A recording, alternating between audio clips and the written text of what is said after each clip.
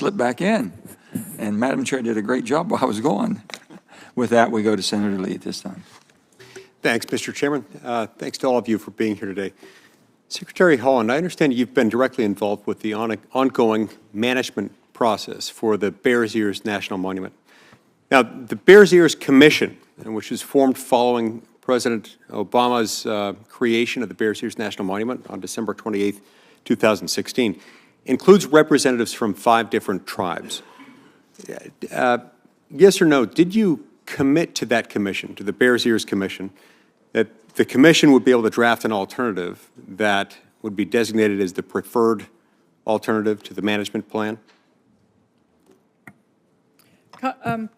Senator, thank you for the question, and I would say that that draft plan incorporates considerable input from the Bears Ears Commission, the state of Utah, and other cooperating agencies. I understand that. I understand that, and it's also my understanding that you made a commitment to the commission that the commission would be able to draft an alternative that would be the preferred designated plan. Now, you and I spoke in December about the Bears Ears land exchange that we had been working with in good faith and put a lot of effort into it really over the last 3 years. And after putting in that much effort on the end of the state of Utah, I was really disappointed with your decision to proceed with a temporary plan instead of a permanent land exchange. But is it any wonder why the state of Utah withdrew from that exchange? Well, it's because of this sort of thing, of the target shifting after the fact. Now, the draft management plan includes the phrase collaboration or coordination in reference to collaboration coordination with the Bears Ears no fewer than 559 times. Well, the phrase collaboration with the state of Utah is mentioned only once, and coordination with San Juan County, Utah is not mentioned at all, not a single time, even though this is home to the Bears Ears National Monument. And then, according to the draft plan, and from what I understand of how things unfolded, the commission was provided with over 100 meetings to offer and receive input.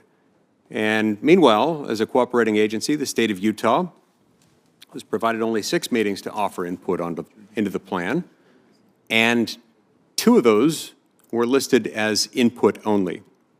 So effectively 4 meetings versus 100 meetings. It's quite a disparity.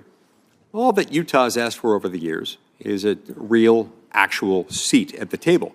And it's obvious that you've given the Bears Ears Commission a seat and left Utah off in the corner wearing a dunce cap. So it appears to me that the department's weighing stakeholder input disproportionately, far above any position where they're taking with serious or even comparable consideration the affected state and county. The Bears Ears Commission's website, for its part, states openly that it's funded by Resources Legacy Fund, a dark money, radical environmental group. However, the Bears Ears Commission is nowhere to be found on the fund's financial disclosures. It appears that this is just another example of a radical, far-left NGO that's seeking cover to do what it's doing by doing it through tribes. And sadly, you've decided to let the whims and the wishes of this dark money group effectively dictate the management of 1.4 million acres of federal land, land that hardworking people in my state rely on for their livelihood. Look, I want to be clear about something. It isn't too late. It isn't too late to fix this, and I ask that you please do so. The state of Utah, San Juan County, we all stand ready to assist in finding a balanced approach to land management, not only for Bears Ears, but across the entire expanse of the 67% of my state that's owned by the federal government, causing us to feel very much and be very much at the whim and at the caprice of the U.S. Department of the Interior. Look, we all want to work together. But as a state that's occupied to the degree of 67% by your department, we first need a seat at the table. Thank you. Masto. Thank you, Mr. Chair. Madam Secretary, thank you for being here, and thank you for your